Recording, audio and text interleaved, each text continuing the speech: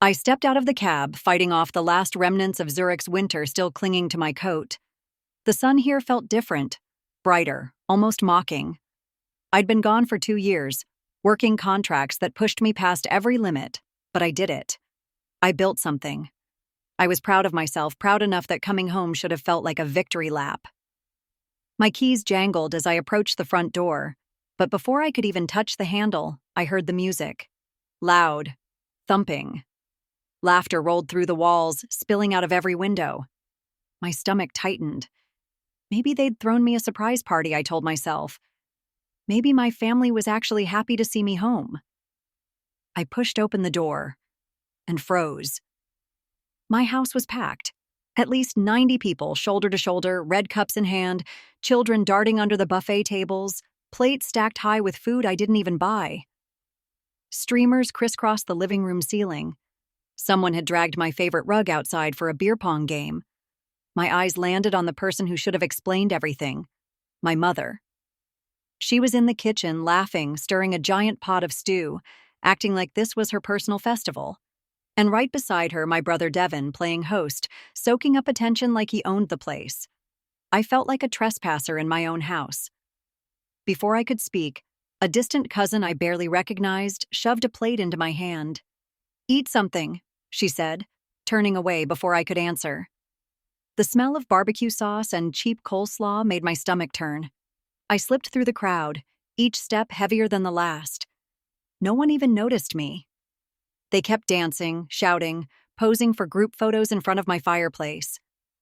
My framed Zurich photos were pushed aside to make room for a homemade "Welcome to the Family" banner that didn't even have my name on it. When I finally reached my mother, she turned to me, eyes glassy with wine and celebration. "Alana," she sighed, as if annoyed to be interrupted. "You're back early." I stared at her. "What is all this?" She shrugged, a soft chuckle catching in her throat. "A family reunion. We deserved one. Everyone's missed each other so much." My jaw clenched. "You didn't even tell me?" "Oh, come on," she scoffed, brushing a bit of sauce off her apron. "You're always working. We didn't think you'd mind. Besides, this house should feel like a family home, not some lonely apartment for one." I looked around again, at people tracking mud through my hallway, at a kid picking at the plants I'd so carefully raised. My plants. Devin walked up then, raising a beer to me like I was one of his frat brothers. "Hey, sis," he grinned. "Glad you could finally make it. We've been at this since last night." I tried to swallow the acid building in my throat. "Devin, this is my house."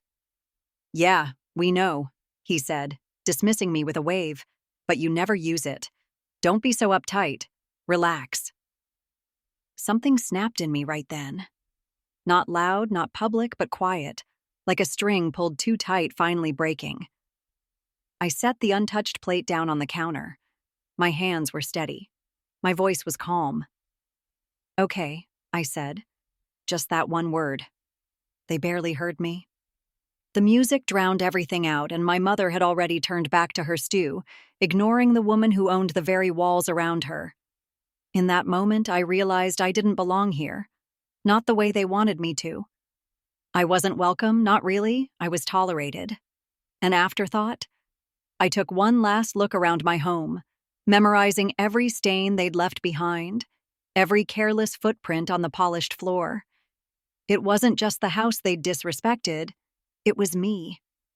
I turned and walked back through the living room, past distant cousins who didn't know my name, past old uncles who still asked if I was finally married. No one stopped me. No one asked if I was okay. Outside, I took a deep breath. The air was cooler now, but my mind was clear. They could laugh and celebrate all they wanted. They could treat me like a guest in my own home. But they had no idea what I was about to do next. Before we dive in, don't forget to hit subscribe and turn on notifications. You won't want to miss the next twist in this jaw-dropping revenge story. If you love powerful stories of women standing up for themselves, make sure you like and share so more people can join us. I didn't sleep that night. From the guest bedroom, the only space they'd left relatively untouched, I could hear the echo of their voices rolling through my house like a flood. Music thumped through the walls. Plates clattered. People laughed. It felt like an invasion, but instead of soldiers, it was my own blood. I lay there staring at the ceiling, a swirl of thoughts crashing through my mind. Every word my mother and brother had thrown at me replayed on a loop. You're always working. You don't need this house. You never cared about family anyway. They had taken my hard-earned home, the one place that was supposed to be safe, and twisted it into their playground. Like I was nothing more than a footnote. At sunrise, I got up and walked through the house quietly. The living room was a battlefield of paper plates, empty bottles, and stained tablecloths. Someone had even burned a hole in the arm of my couch. The kitchen smelled like stale beer and grease. Nobody was awake yet. They were all passed out in corners, or crashed on my expensive furniture. I stood there in the kitchen, taking it all in, letting my anger settle into something cold and unshakable. I pulled out my phone and started taking photos. Every scratch on the floors, every broken lamp, the hole in the couch, the filthy bathrooms. I documented everything, every insult to my home. This was evidence, not for the police, but for myself, a record of how little they respected me. By the time I finished, the sun was properly up, washing the house in a harsh, unforgiving light. It made the damage stand out even more. My heart beat calmly now. I didn't feel rage anymore, only resolve. I went to my room, locked the door, and opened my laptop. There was a realtor I trusted, a woman named Selena, who had helped me buy this place. We hadn't spoken since I left for Zurich, but she'd always said if I ever wanted to sell, to call her first. I typed the message carefully. Hi, Selena. I want to list my house immediately. Serious buyers only. No open house? Call me when you're awake? I hit send. I could have screamed at my mother. I could have dragged my brother out by the collar. But they'd only twist it around, call me dramatic, tell me to calm down. No. I would handle this my way. By mid-morning, people started waking up, rubbing sleep from their eyes, complaining about hangovers. I moved through them, polite, distant, like a ghost. They barely noticed. In the hallway, I overheard my mother chatting with my aunt, already planning another party for next month, maybe even bigger. They spoke as though they owned this place, as if my name on the deed meant nothing at all. I swallowed hard, letting their words sink in. They really, truly believed this house was theirs, that I would never stand up for myself. They had no idea. Selena called me around noon. Her voice was bright, professional, but with a note of curiosity. Alana, I didn't expect to hear from you so soon. You're back? Yeah, I answered. I'm back, and I want this place sold, as fast as possible. Quietly. She hesitated. Are you sure? The market's good, but I'm sure. I interrupted. I don't care if I lose a bit on the price, just get me a clean sale. Selena promised she'd get right to work. I hung up and looked around the house one last time. The family was laughing again, this time about an uncle who had passed out on the lawn. They had no clue what was coming, and I wasn't going to warn them. I moved through them like I didn't exist, packing up my personal things, my passport, my jewelry, a few framed photos from Zurich, things that mattered. Everything else they could fight over later if they wanted. No more explanations, no more defending myself. This was my house, and I was taking it back the only way they would ever understand, by letting it go. I spent the next 48 hours in a blur of phone calls and emails, moving through the motions as if my life had become a series of automated decisions. My heart was calm, my mind clear. The house was sold. Everything would be different soon. The family carried on, oblivious to the storm brewing around them. They went about their business as though nothing had changed. It was almost as if my decision didn't matter to them. Or maybe they simply couldn't comprehend what I was doing. I heard whispers as I passed through the living room, but no one dared approach me. The atmosphere had shifted, and I could feel the tension building, like the quiet before an explosion. I could have left them to wallow in their ignorance, but something about seeing them treating my home like it was their own stirred something deep inside. They still hadn't gotten the message. I wasn't like them. I had always been different, and now I was showing them just how far that difference went. The phone buzzed again. Selena had called with an offer. A good one. The buyer had seen the house once, made a quick assessment, and was willing to pay a price that was even higher than the asking price. I read the message carefully, allowing myself a small smile. $3 million. I never thought I'd get that much for the place, but this buyer was willing to move fast, with cash. It was a done deal. I didn't even think about the fact that it would mean watching my family scramble. I didn't care. I'd made my choice. This house wasn't just a home. It was a symbol of everything I had put up with, a reminder of years of being dismissed and ignored. The paperwork was signed. The deal was set. I was done. When I walked back into the living room to find everyone gathered around the TV, laughing at something on Netflix, I felt out of place, like a ghost moving among the living but completely unseen. They didn't even acknowledge my presence. My brother was sprawled across the couch, surrounded by empty cans and snack wrappers, barely glancing up when I entered. I could feel the weight of their ignorance, but it was no longer my burden. "Hey, Alana," Devin finally said, his voice dripping with that false warmth he'd always reserved for when he needed something. "You know, this party's been great. Maybe you should stay another night. You could use the time to relax before heading back to your, what was it? Corporate job?" The tone was mocking, but I wasn't going to engage. I was above this. The little jabs and digs had never truly bothered me before, but now they didn't even register. "I'm leaving," I said simply, turning to gather a few more of my things. My mother appeared at the doorway just as I was about to pick up a suitcase. She looked me over, her face softening. "Sweetie, I don't understand what's going on. Why don't you just stay for a bit longer?" I turned to face her, her face so full of confusion that I almost felt sorry for her. Almost. "I don't need to stay here," I said. "You've made that pretty clear." She looked hurt, but there was a flicker of annoyance in her eyes. "You're just going to leave?" she asked, her voice tight with frustration. "After everything we've done for you? After all this time?" I didn't flinch. "You did nothing for me." My brother shot up from the couch, suddenly aware of the tension. "Mom, what's the deal with her? What's she talking about?" But I didn't wait for them to understand. There was no point.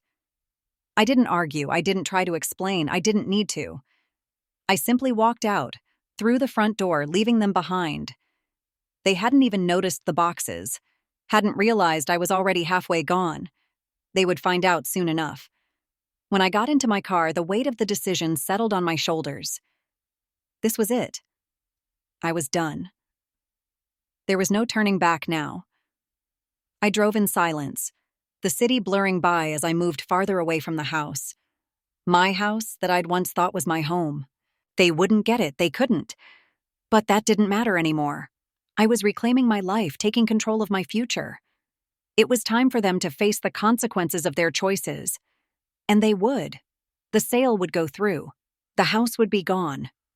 And in the end, they would realize I wasn't the person they thought I was. The day of the move-out arrived sooner than anyone expected. It was surreal, watching the new owners roll up in their truck with a big, bright sold sign already planted on the lawn. I stood on the porch, arms crossed, calm and steady, while my family scrambled around me like panicked ants. They hadn't believed me. Even when the agent had called to schedule the final inspection, they thought I was bluffing. But there was no bluff. It was all real. The buyers were a retired couple who loved the house's style, thrilled to get it with no strings attached. They shook my hand politely, then turned to survey the damage the family reunion had left behind. I didn't feel embarrassed. Not anymore. That mess wasn't mine to claim. My mother was the first to protest, running down the driveway with a dish towel still in her hand. "Alana, you can't just sell the house. This is our family home." I looked at her with cool finality. "It was never our family home, Mom. It was mine." Her eyes darted to Devin, searching for support, but he was too busy stuffing boxes with his clothes and half-empty beer bottles. He looked furious, more humiliated than anything. "Alana, you can't do this," he barked. "Where are we supposed to go?" I shrugged, keeping my voice as even as I could. "That's not my responsibility." He let out a frustrated snarl, but there was no fight left in him. In the backyard, distant cousins were collecting folding chairs, muttering to each other in disbelief. Some of them shot me dirty looks, as if I'd committed a crime. But I didn't feel guilty. I felt justified. I walked through the house one last time with Selena, the realtor, pointing out the worst of the damage so the buyers could arrange repairs. There was a moment, standing in my old bedroom, when a tiny flicker of sadness almost cracked through. I had loved this house once. I had built a life here, but that life had been trampled under their feet. Selena caught my eye. "You okay?" she asked softly. I nodded. "Better than I've ever been." We headed back to the living room, where my mother had sunk onto the couch, crying as if someone had died. I reminded myself this was the same woman who had ignored my arrival, who had bragged to the cousins about finally having a proper family gathering, never once thinking I might deserve a place in it. She looked up, eyes rimmed red. "Please, Alana," she whispered. "We have nowhere else." I swallowed the lump in my throat. "You made your choices," I said. "I'm making mine." The new owners began moving in that afternoon, their smiles polite but strained as they stepped around my mother's tears and Devon's curses. I signed the last document with a steady hand, shook their hands, and walked outside. On the curb, my family was still packing their bags, muttering under their breath about betrayal. The same people who had treated me like a stranger in my own house were now seeing what it felt like to lose something they had taken for granted. It wasn't revenge in the dramatic soap opera sense. It was a reckoning. I had drawn a line. I watched them one last time as they loaded the cars, the bickering already starting over who would stay where. That was no longer my problem to solve. This house was no longer my burden to carry. As I pulled away from the curb, I glanced in the rearview mirror. My mother was still standing in the yard, wiping her face with the edge of her sleeve, looking smaller than I'd ever seen her. Devon slammed a trunk shut, angry and embarrassed. I exhaled, letting the tension leave my shoulders. They would have to find a new place to gather, a new roof to stand under. It wouldn't be mine. It never would be again. And for the first time in years, I felt completely free. I didn't look back. Not once. When the sale finalized, I watched the money land in my account with a quiet sense of triumph. $3 million. I had earned every cent of it, from buying that house on my own to letting it go without warning. 2 days later, I moved into a downtown apartment, the kind of place that felt open and airy, with tall glass windows and a view of the skyline that sparkled at night. It wasn't fancy in a showy way, but it was clean, modern, and mine. No one else's memories lived there. No one else's chaos. Unpacking was easy. I only brought what I truly valued: clothes, books, a handful of keepsakes from Zurich. Everything else was gone, sold, or left behind for the new owners to deal with. It felt like shedding a skin that no longer fit. For the first time in years, I could breathe. I didn't have to tiptoe around anyone's ego or be the good daughter who folded herself smaller so other people could feel important. This was my place, my rules. The silence wasn't lonely. It was peaceful. I threw myself into work again, but this time it wasn't an escape. It was a passion. Consulting projects flooded my inbox, opportunities I'd only dreamed about. People respected me there. They valued my ideas. They paid me well for my expertise, and I gave them my best in return. No more walking on eggshells. No more apologies. Still, sometimes at night I'd lie on my new couch with a glass of wine and wonder what was happening to the family I'd left behind. A part of me, no matter how hard I tried to bury it, felt a tug of guilt. They were still my blood, after all. I tried to remind myself what they'd done, how they took my home for their parties, laughed at me, treated me like an outsider in my own life. They had chosen to disregard me. So I chose myself. Word trickled back to me through cousins and old family friends. My mother and brother were struggling. The entire family was scattered, their temporary housing falling apart, fighting over who would take them in, who would pay for what. They'd relied on my house for every gathering, every celebration, every sense of security. Without it, they were left with nothing to hold them together. It was exactly what they deserved. I didn't rejoice in their misery. I just didn't carry it anymore. Their chaos was not my responsibility. I let myself feel sad about it, but only briefly. Then I focused on the future. Some days I'd wake up to the sunrise streaking through those floor-to-ceiling windows, and I'd feel almost weightless. I could choose who to invite in, who to keep out. I could decorate without worrying someone would spill sauce all over my rugs or track mud through the hallways. Freedom tasted good. My best friend Maya came to visit one Saturday. She walked through my new place, eyes wide, a grin spreading across her face. "You did it," she said, hugging me tight. "Yeah," I said, letting myself finally smile without that edge of defensiveness. "I did." She poured us wine, settling in on my new couch. "How's your family taking it?" I sighed. "Badly, but that's not my problem anymore." Maya looked at me, gentle but firm. "They'll try to make it your problem. You know that, right?" I nodded. "I know." She raised her glass. "Then here's to boundaries." I laughed, clinking my glass against hers. To boundaries. In that moment, I felt lighter than I had in years. No one could tell me who I was supposed to be. No one could treat me like a placeholder in my own life. I had taken my power back, and there was no going back. Maybe in time they'd understand. Maybe they wouldn't. It didn't matter. I was home. Finally, truly home. It started with the phone calls. At first, I ignored them. Unknown numbers or sometimes my mother's name flashing across the screen. I had nothing left to say, and frankly, I had no energy to listen to excuses or accusations. I let every call ring out. Then came the text messages. Long, meandering paragraphs from cousins I hadn't spoken to in years, carefully worded to make me feel like the villain. "How could you do this? Your mother is heartbroken.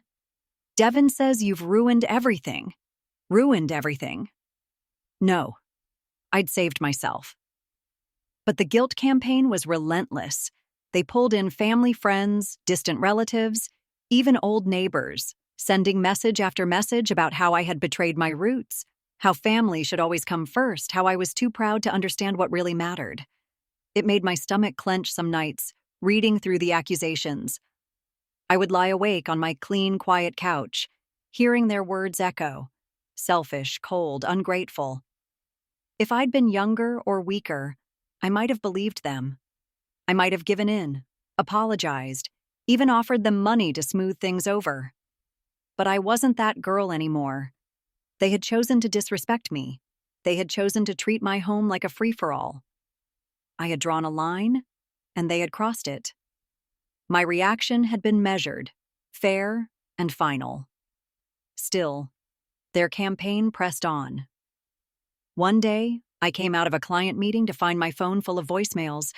Some were from my mother, crying, begging me to please fix this, her voice breaking in a way that would have shattered me once upon a time. Others were from Devin, alternating between anger and pathetic, clumsy bargaining. He wanted me to buy them another house. "You're rich now, aren't you? You can afford it," he'd said, like I owed him something for simply existing as my brother. It was incredible, their sense of entitlement. They had stomped all over my trust, yet expected me to come to their rescue the moment their comfort was threatened. When I refused to answer them, they showed up in person. One evening, I was coming back from the gym, sweaty and drained, only to find Devin standing outside the lobby of my apartment building, arms folded like a security guard. He tried to follow me in, but I shut him down fast. "You can't be here," I said firmly. "Alana, you need to talk to Mom," he snapped. "She's sick over this. She's not eating. You know how fragile she is." "She was healthy enough to plan a giant reunion in my house without my permission," I reminded him, voice low. He looked stung but covered it with a sneer. "You're heartless." "I'm finished," I corrected him. "Finished letting you all use me." His jaw worked, the way it always did when he wanted to argue but couldn't find a decent point. "We're family, Alana." I met his eyes, calm and steady. "Family doesn't treat you like a stranger in your own home." He had no comeback. Eventually he left, muttering something about how I'd regret this. I stood there long after he'd gone, letting the night breeze cool my face. Maybe once I would have felt torn. Maybe I would have caved, telling myself I was overreacting. That family always deserved another chance. But I'd grown stronger in Zurich, grown wiser, and they had never bothered to grow at all. The guilt, heavy as it was, did not break me. I went upstairs, locked my apartment door, and set my phone to silent. It was the only way I could protect my peace. I had to remind myself again and again, they chose this. They chose to disrespect me. They chose to push me out. I wasn't abandoning them. They had abandoned me long before I sold the house. In my new life, there was no space for that kind of poison. Let them rage. Let them gossip. Let them twist the story into whatever made them feel better. I was done carrying their shame. Days turned into weeks, and the barrage of guilt finally started to fade. Maybe they'd grown tired of trying to get through to me. Maybe they'd realized there was nothing left to take. Whatever the reason, the silence that followed was as heavy as it was peaceful. But even that quiet didn't last. Through whispers, a cousin's message here, a neighbor's comment there, I learned that the family was unraveling. Losing the house had torn a hole in the fragile fabric they'd always relied on. It had been the gathering place, the shelter, the symbol of their unity, the one thing they believed made them a family. Without it, they turned on each other like starving wolves. My mother blamed Devin for being too reckless, for letting the reunion get out of hand, for pushing me too far. Devin blamed her for enabling everyone to disrespect me in the first place. Other relatives took sides, drawing lines and throwing insults that had festered for years but never been spoken aloud until now. What they had once called family was splintering. I should have felt vindicated, I suppose. And part of me did. But there was a sadness that hung over me too, like a thin gray cloud. I had tried for so long to be one of them, to belong, to fit into their world. I had given them every chance. They had taken and taken until I finally stopped giving. Now they were paying the price. Sometimes I'd hear stories of their arguments passed along by distant relatives who still hadn't picked a side. I heard about my mother storming out of my brother's apartment after he tried to move in with her. I heard about cousins refusing to host them, worried about the drama following them like a dark stain. They were scattered, homeless in spirit if not in fact, clinging to couches and spare bedrooms where no one wanted them for long. I sat in my new living room one night, lights low, sipping a glass of wine, and let the ache wash over me. There was a strange sense of grief for the family I had always wanted but never truly had. I realized that the house had been a stand-in for connection, a big empty building stuffed with people who didn't really see me. In destroying their illusion, I had exposed the rot underneath. And once it was in the open, there was no going back. I was free, but freedom had a cost. That cost was knowing I'd never be one of them again. Not in any way that mattered. I got up and went to the window, looking out over the city lights. My reflection stared back at me, a little older, a little harder, but also stronger. There was no regret in my eyes, just a quiet acceptance. They would have to face each other now. Without me to play the scapegoat, they'd have to reckon with who they really were and how they treated the people who loved them. Maybe one day they'd change. Maybe one day they'd understand. But it would never be my job to fix them again. I had done my part. I had drawn the line, and no one was crossing it anymore. When I turned away from the window, I glanced at the bare walls of my new place. There were no family portraits, no hand-me-down memories hanging there. Just space. Clean, honest, unclaimed. It was exactly what I needed. Some nights, the loneliness still tried to creep in. A memory of my mother's cooking, my brother laughing as a teenager, the old holiday gatherings before everything turned sour. Those ghosts visited me sometimes, but they couldn't stay. Because I'd built something new, and no matter what stories they told about me now, no matter how they twisted the narrative, I knew the truth. I had chosen myself. That choice was mine to make, and I wouldn't apologize for it. It had been 2 weeks since I last heard from anyone in my family. 2 quiet weeks where my mind could settle and my spirit could breathe. I fell into a new routine.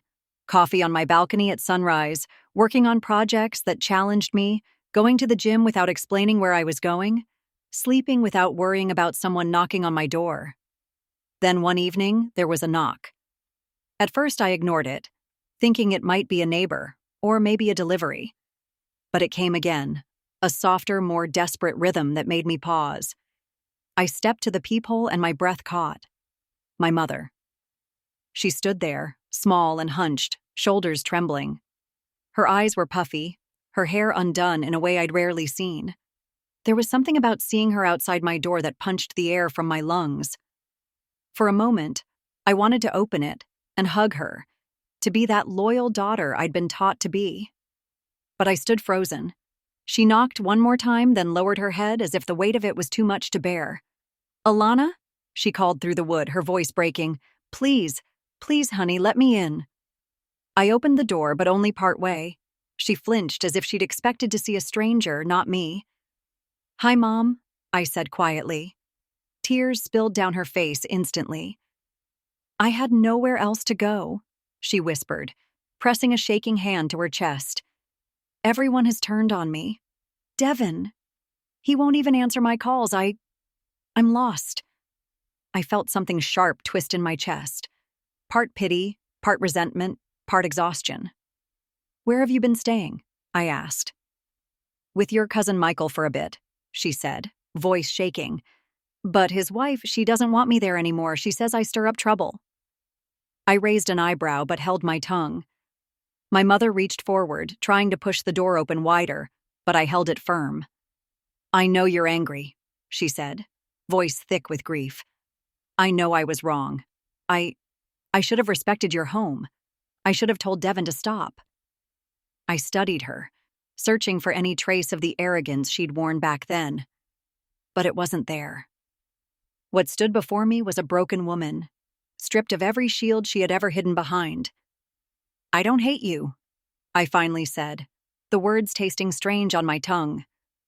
"But I can't live the way we used to. I can't let you treat me like a stranger in my own life." She nodded, shoulders quivering.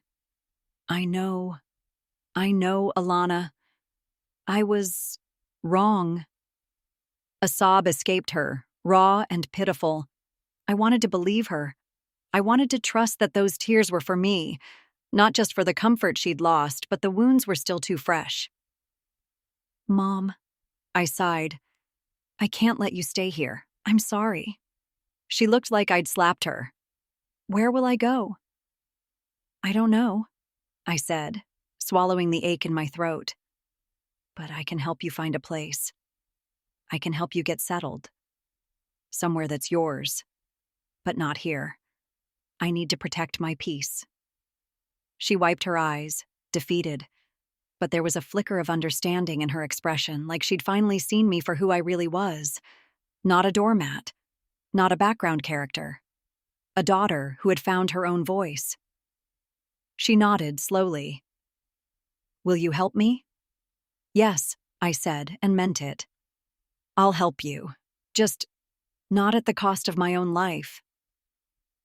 I stepped outside with her, closing the door behind me, and took out my phone to look up local rentals.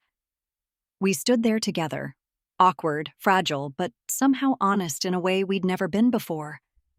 This was not the reunion she had hoped for, but maybe, just maybe, it was the start of something real, something healthier. I would never go back to who I was before. And I wouldn't let her drag me there either.